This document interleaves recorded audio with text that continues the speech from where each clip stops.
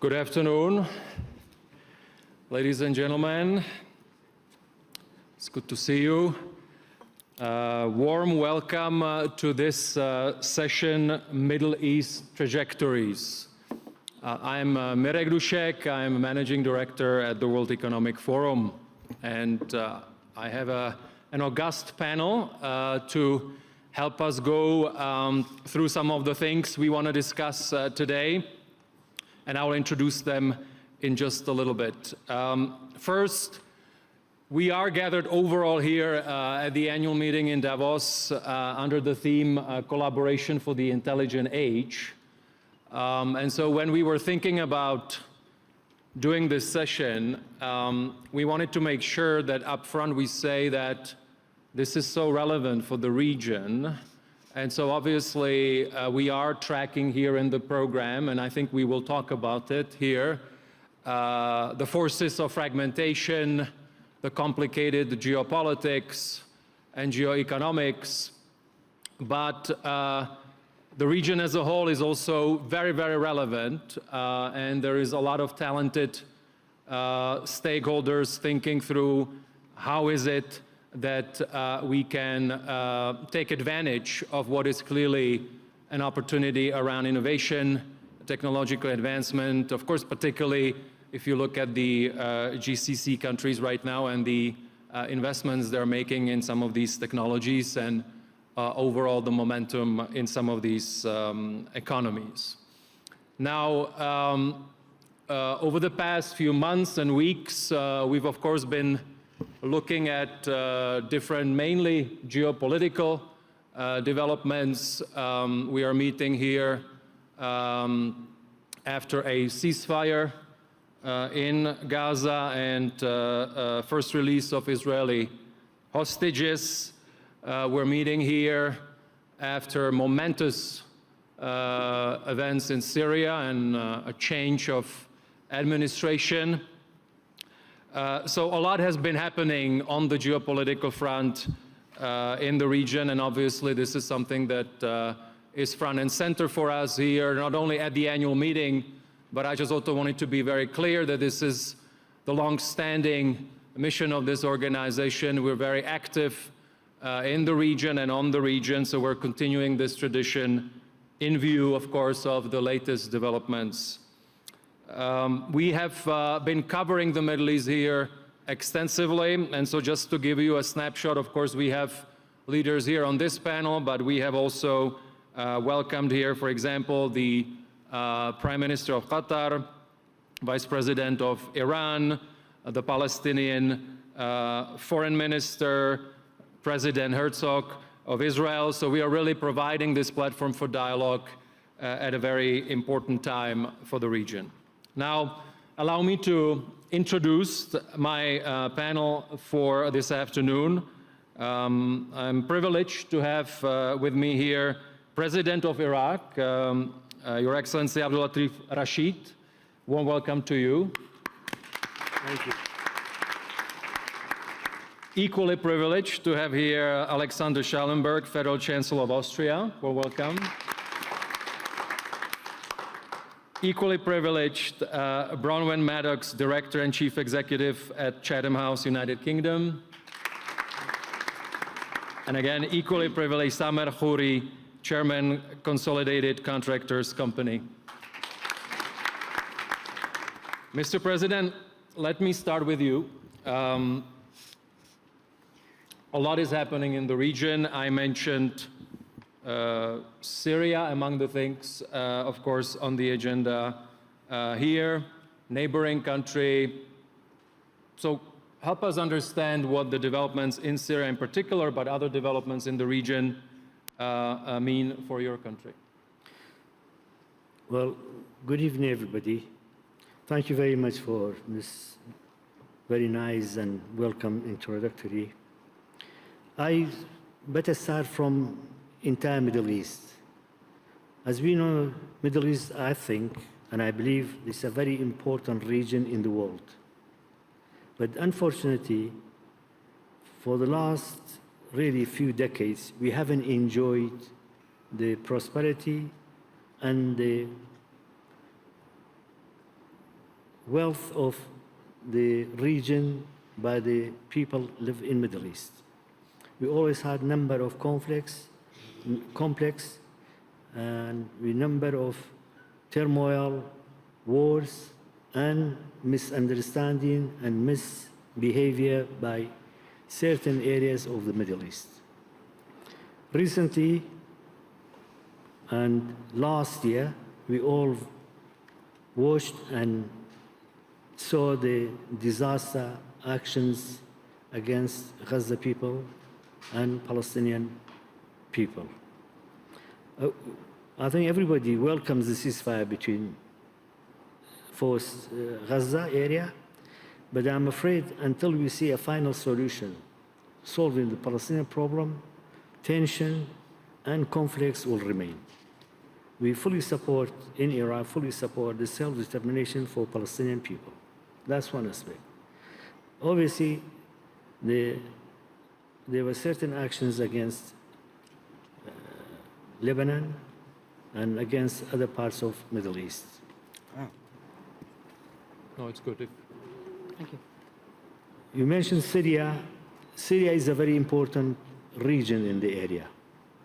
It's surrounded by a number of countries, and at the same time is on the Mediterranean. Obviously, we welcome the change in Syria, but at the same time, we want to see Syria is democratic and all the sections of Syrian society participate in future decision for their own country. We have sent an envoy to Syrian administration. We have talked to them. And at the same time, we are observing and watching cautiously about the new development. Obviously, we have a very long border with Syria, and we are concerned about certain aspects of Syrian which have what we call it unacceptable behavior on the area, mainly by terrorists which was operating against both Syria and Iraq. Still some of that remained, and we are in touch with the Syrian government to hope solving these problems. The other condition or other request which we have that Syrian new administration should accommodate all sections of Syrian society, which have a number of religious sections, number of nationalities. Some of the nationalities are really large nationalities, and still the administration in Syria is not in control of all the areas in Syria. I think it's the duty of international community to see Syria is peaceful and at the same time takes right steps to solve the problem in Syria. This is our decision in Iraq, and we are observing the situation for better future for Syrian people. In large, Middle East, as I said, is a rich part of the world, but unfortunately, there is always conflict in the Middle East. Now, still certain areas have not been stable. We welcomed the new government in Lebanon and choosing a president for Lebanon, but there are a number of areas in the Middle East still needs really looking after and helping the population to choose their own desire and their own future. Thank you so much, Mr. President. Let me follow up with a few questions. You mentioned terrorists, or do you? We of course all remember where some of these forces were very, very powerful in certain parts of the region. Do you think that the threat of terrorism and those forces is negligible right now in the region, or we need to remain vigilant? Well, I'm glad you mentioned that. I'm glad to say that in Iraq, we have managed to control and fight terrorism. Everybody knows that we suffered from terrorism, from Daesh terrorism, and from internal terrorism for a long period of time. But Iraq now is safe from terrorism itself. But we observe there are certain pockets, especially on the borders of Iraq, which are operated by terrorism. I think the main pockets of terrorism is on the Syrian-Iraqi border at present. We should not allow it to start operating and threaten neither Iraq nor Syria. One other point which is very important, I think we should leave each country to decide for their own. We are very much against interference of any country in the region. And I think this is applicable to Syria now. I think Syrians should be left to the Syrian people to decide their own future and their own destiny. But I agree with you, still pockets of terrorism are around each country in the Middle East. So we have to be extremely cautious, and we have to be extremely aware of it, and we have to take actions to eliminate terrorism from the populations. Thank you. On the overall geopolitical situation, we talked about the ceasefire in Gaza. You mentioned Lebanon. Seems that ceasefire is also somewhat holding, but not long ago people were very worried about the threat of escalation, and many are still very nervous that even though these are signs of de-escalation, that again we need to remain vigilant that we do not go on the pathway of escalation. Some would of course also try to understand the role of Iran in the future of the Middle East in view of recent events. Iran is your neighbor. How do you assess the prospects for at least remaining in this relatively de-escalated state, and what else can we do to make the overall security situation in the region more stable? Well, I agree with you.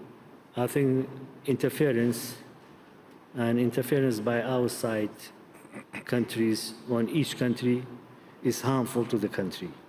In Iraq, we do concentrate that we are independent, and our decisions are taken by Iraqi government, by Iraqi people, and we are not allowing, and we don't want to allow any interference in our political life.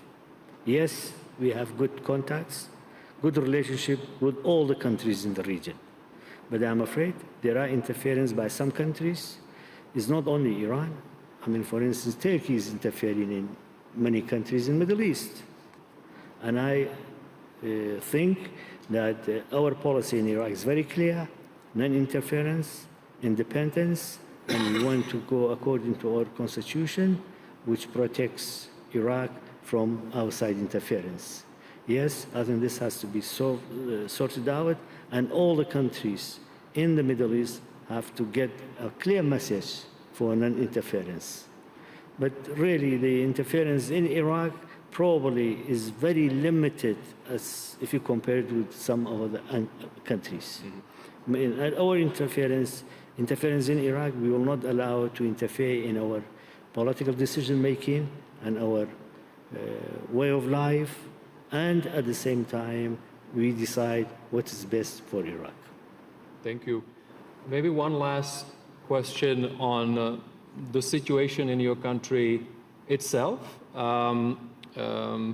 Somewhat Iraq is not in the headlines, which could be a good thing. I think you are quietly working at it. So help us understand the political situation in your country, but also the economic situation in your country, so to better picture it in terms of the state of affairs. Well, this probably might take me a few more minutes than what you asked. In Iraq, everybody knows in Iraq we suffered a long period of time from wars, from turmoil, from sanctions, from invasions, from sanctions and from terrorism. But I'm glad to say the last 5 or 6 years, Iraq has reached stability, and we have established peace and harmony among all sections of Iraqi society. We have held a number of elections. Every 4 years, we held elections, and the parliament is members of parliament in Iraq, about 330 members of parliament, and we form a government from the parliament, decided by members of parliament. We form a government for all the constitutions of the activities in Iraq. We have a presidential office headed by president, and we have judiciary groups which decides on the laws for Iraq. So what we believe in Iraq is really shared power among the populations by different election results. And this has stabilized the country. And Iraq, as I said, has been stable for the last 5 or 6 years. And we have started on really looking after the services for the population and looking after improving our infrastructures. And at the same time, I'm very glad to say most of the governors and most of Iraq is under development, and they have reached certain stages of building and creating services for the populations. I agree with you, we did suffer, and we were in the probably public opinion all the time, but not for achievements in Iraq, but it was for the problems which we had in Iraq. Now we welcome all the attention to be given in Iraq for really achieving what we have achieved. And we are inviting even from all the countries in the world to participate in Iraq for rebuilding Iraq for a better future. Our income, economically, Iraq is strong, but at the same time, because the task is very big, we need help from outside. From help outside in investment and in technology and any matters which are related to improving services and better future for Iraqi people. Thank you so much. Moving to Chancellor Schallenberg, Federal Chancellor of Austria. I already mentioned the events in the Middle East. First, let us understand how you view, and your country, the events in Syria as they are now. I mean, sometimes when I think about the Middle East, I'm reminded of a quote by Shimon Peres, I believe, who said, "The good thing in the Middle East is there's always light at the end of the tunnel. The bad thing is we don't know whether there is a tunnel." But I believe recently, and yes, this is a region that kept us enormously busy, especially after the horrendous attacks by Hamas on the 7th of October. But there are glimmers of hope. And I want to underline what the President said.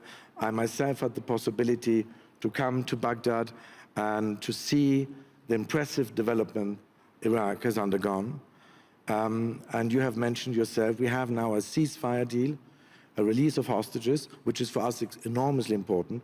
We still have an Austrian-Israeli citizen who is in the hands of Hamas, father of 2 small children, since the 7th of October. Just imagine what that means for the families concerned. And so there is, and my contacts and discussions with our Israeli friends, they assured us that they will implement every stage, and we now have to follow, the implementation. But you're right to say, Mr. President, we still need a solution for Gaza. We don't have midterm, long-term solutions. But at least there's something positive going on now. And we have a new government in place pretty soon now, a new president, new prime minister in Lebanon. I believe as Europeans we have to support them. We have 170 soldiers at UNIFIL, at the UN troops in the south of Lebanon. And we have to be those supporting the Lebanese army to finally be able to do what they're meant to do in the south of Lebanon. And on Syria, and let's put it that way. We have to engage without being naive. And only 2 days ago, the Italian Foreign Minister Antonio Tajani and myself, because I'm not only Chancellor, I'm also Foreign Minister currently. We sent a letter to our colleagues pleading for a complete suspension of all sanctions of the European Union against Syria until the 31st of December, but it's not unconditional, because if they go the wrong way, we have a snapback. We should install a snapback. But I believe we have to engage. We have, in dubio pro reo, give them a chance to go the right way. I had a meeting with the Syrian foreign minister today. Everything they're saying, everything the leadership is saying is good, is positive. But the thing is, talk the talk and walk the walk is not quite the same thing. So they're saying the right things, but we want them to see implementing the right things. An inclusive, peaceful transition.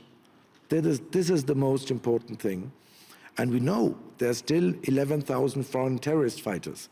There are militia groups. So it's extreme diverse country as far as religions are concerned and ethnicities. So it won't be an easy task. But I believe if they understand, and if the people in Syria understand that this is a possibility to get out of the nightmare they were living through, and if the neighbors, and I believe Iraq has their role to play too, hashtag the Kurds, and others, you mentioned Turkey, then we might move in the right direction. I believe from us, what we can do now as European Union is give them economic possibilities by lifting sanctions and giving aid. Because we know if they don't have jobs, if they don't have a livelihood, if they don't have the means to, to get the bread on the table every day, then you will have a radicalization of the society. And I believe it will be our task, and we should also talk to the new American administration to go the same way, giving them a chance. And that is the most important task we can do now. Thank you. Still on Syria, overall, maybe this is a little provocative, but allow me to say it. Overall, sometimes when you have conversations with people in the region, they would say that they have seen Europe's role diminished overall. Do you feel, as a European, do you feel that Europe has enough tools at its disposal, for example, if we take Syria now, enough in the toolbox to actually be maybe using that to prove them wrong? Well, two comments. Number one, I believe there's not one region being able to decide anything. Not Europe, not the Americans, not the Russians. We have to get everybody on board. Number two, this is not a beauty contest. And I'm actually, sometimes this kind of auto-flagellation we conduct in Europe, saying, oh, we're losing, our leverage and we're less important. Maybe sometimes that's a good thing, because sometimes it means there's a stronger regional ownership. Mm-hmm. And if we talk about the future of Gaza, if we talk about the future of Syria, this won't be imposed from outside. These days are over, and that's actually a good thing. We're not in the 19th century, we're not in the first half of the 20th century more. And I believe what our role should be too is to support regional ownership by Gulf Cooperation Council, by neighboring states. So it's not us delivering the solution, but supporting those who have smart ideas in the region. And in the end of the day, it is them living there. It's Israelis, it's the Syrians, it's the Lebanese, it's the Iraqis, it's the Palestinians. They have to find a way, and if we talk about the two-state solution, the same thing.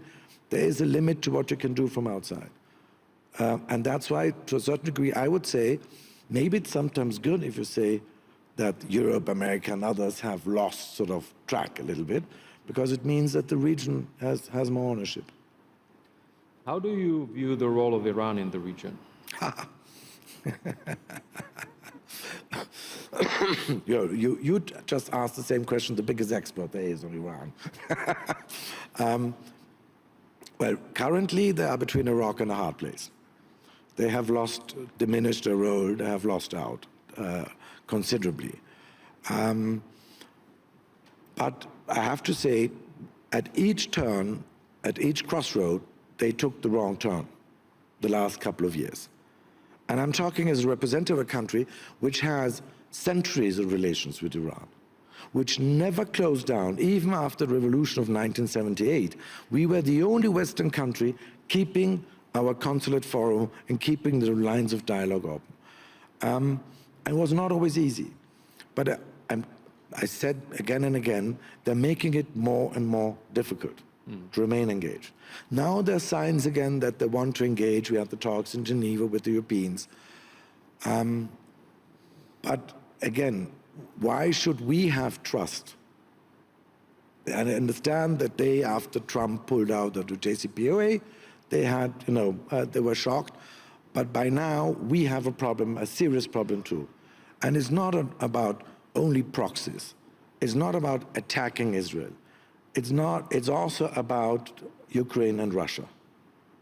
It's about, North Korea. There's so many things together, and their nuclear program.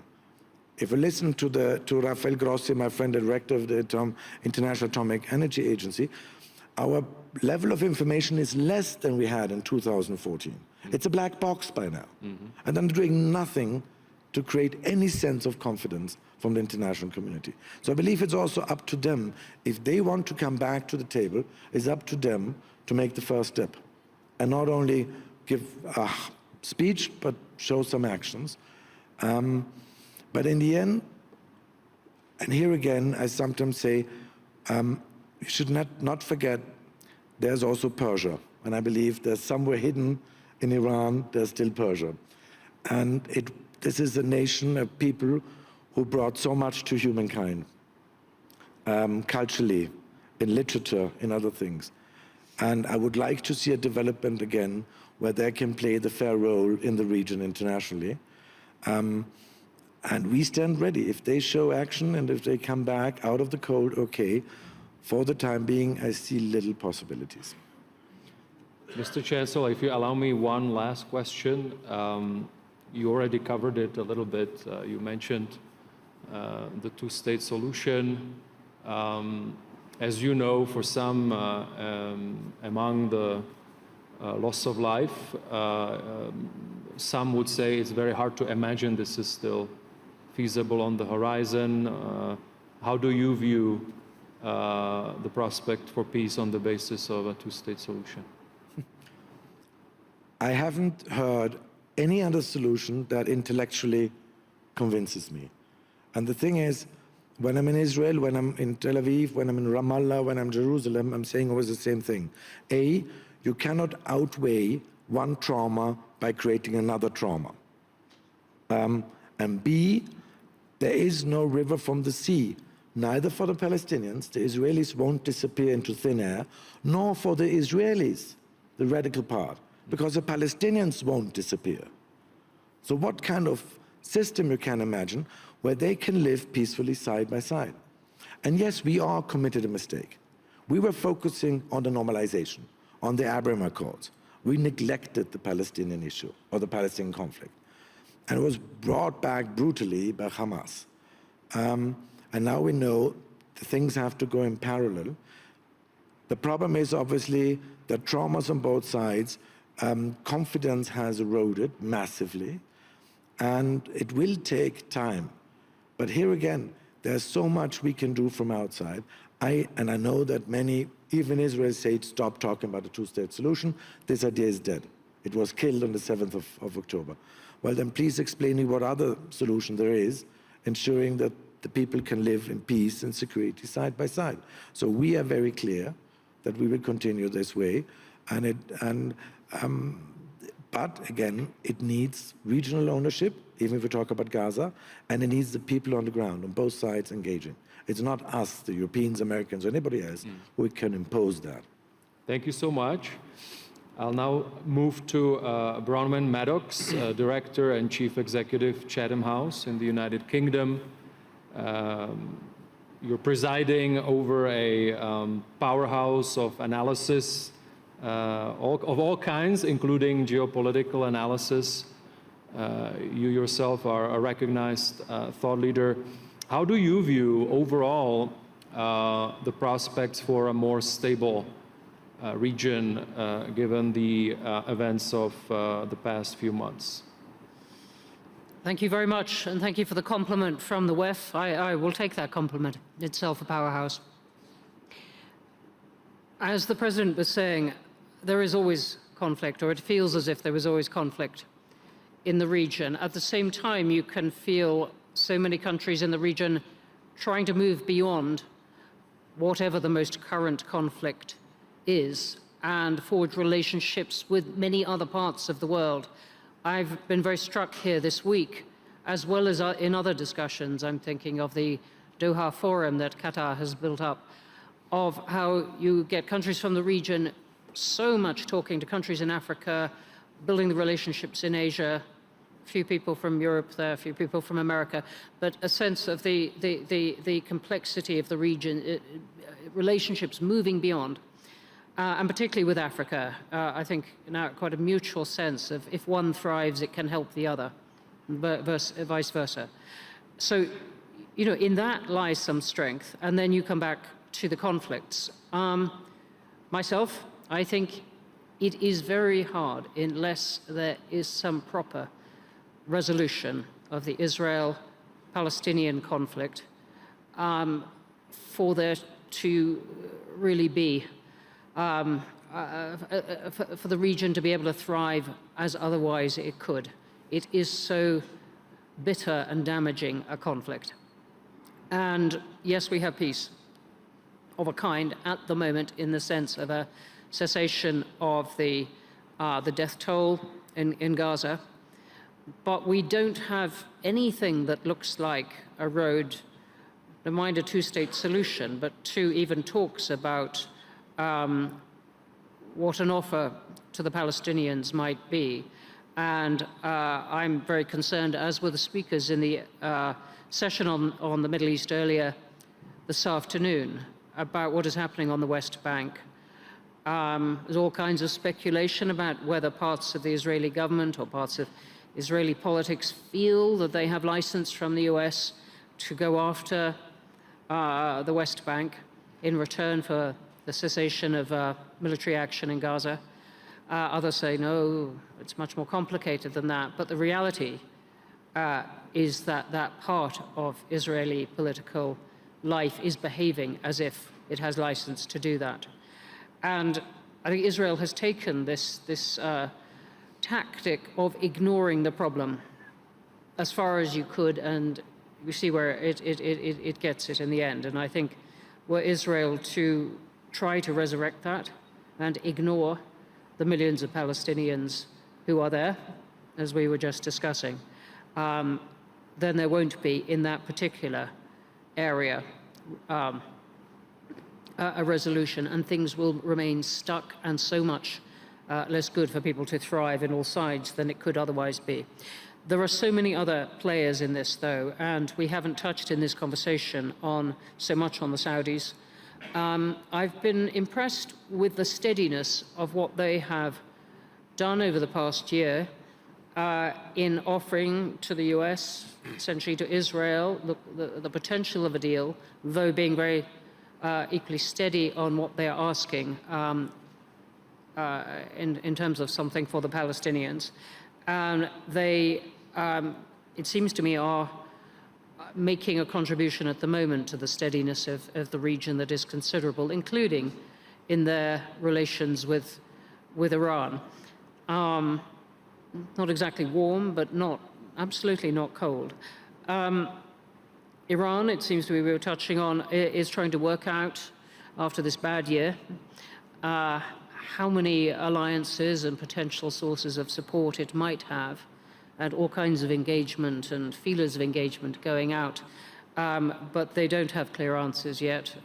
It seems to me they're clear on one thing: they don't want to get bombed by the US, but not quite how to play the next steps. And then you have, as you have with any kind of unresolved situation, all kinds of others coming in, particularly Turkey, and not necessarily a force for peace up in the north there.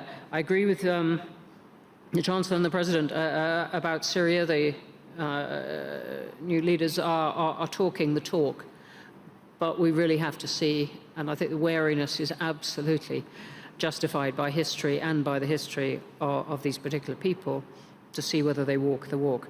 So that is a picture rather than a ringing answer to your question, but a picture, it seems to me, of a region desperate to grow beyond these particular conflicts and having some success in doing so, but you can't deny the fuel that is still in those conflicts. Thank you.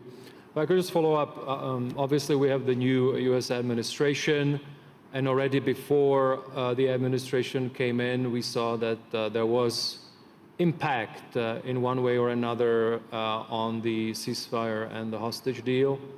Overall, what is your assessment across these fault lines? You can choose whichever, that the US administration will have. It could be positive, and it could make things a whole lot worse. At the moment, we're seeing the positive, and it started the day after the election, and we heard from all kinds of people close to the Trump camp, though the phenomenon of winning an election as Donald Trump did is that suddenly everyone wants to say that they're close to you. But anyway, people close to Trump saying, look, we're starting right now, Ukraine, Gaza, we're in there, these things have to stop. And when you have conflicts that are resulting in so many casualties, and every casualty spawning people who will be angry for their whole life, even if they don't do something about it, then stopping the killing has some value. And if the Trump team were able to take that forward and actually reach an agreement, for example, of the kind that Saudi Arabia has been describing, then great. But it could make it worse if, and we really don't know this, we're just judging by personalities that have been appointed and so on. But it could make it worse if, in my book, if it sided with those elements of Israeli political life that say, all right, in return for that, we want the West Bank. That's the bit we really want, Judea in particular, and sided with that in a way that just makes a kind of enduring peace and resolution of that impossible. So, you know, I think President Trump means it when he said, I'm proud of having no new wars in my first term. I want to repeat something of that in the second, but it depends if you shut down a conflict, the principles on which you do it. Something of the same applies to Ukraine. And if to shut it down, to suppress the immediate death toll, but to throw your principles out the window as you do that is not to arrive at a solution, I think. Thanks so much. Samer Khoury, last but not least on this panel, Palestinian business leader. I know you've been with your colleagues and personally very engaged throughout the humanitarian situation in Gaza.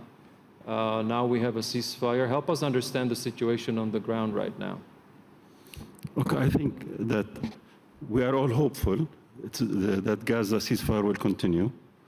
But I want to start by stating 4 different things now versus October 7. Number 1, the world and Israel specifically realize no military solution. 15 months of killing, genocide, and then no military solution. Second point, which you mentioned, you cannot normalize and bring Abrahamic Accords or solution to the region without solving the Palestinian issue. It's the core. Third, all of us have kids, and they have seen on social media what has been done in the last 15 months. What does this mean? This means not any solution can be imposed on the Palestinians, not only the Palestinians themselves. The 380 million Arab population will not accept what they could have accepted before October. And finally, I have to say, and give credit to Mr. Trump and his team, he appointed an envoy 2 weeks before he was incredible. While the Biden administration, whenever we used to talk to him, they said this is not important. They never appointed a single focal point for our issue. So today, as we speak, what do we want as Palestinians? We want 3 things.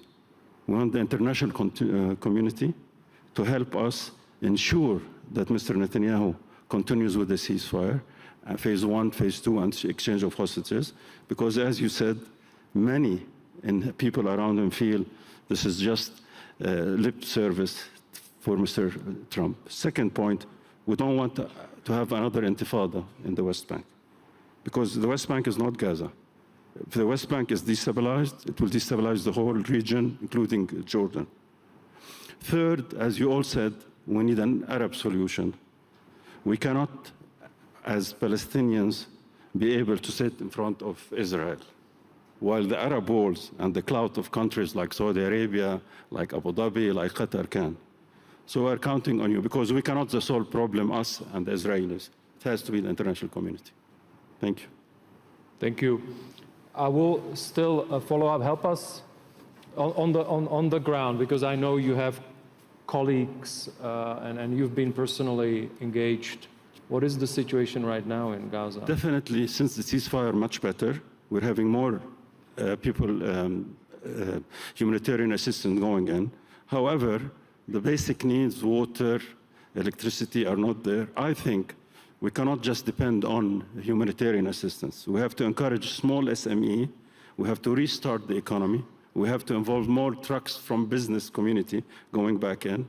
We need to remove the barriers that intentionally Israel puts as a commodity to bargain against us. I would say there is a lot of sense of optimism. We are a resilient people. We have proved before, and I'm confident we rebuild Gaza. Thank you.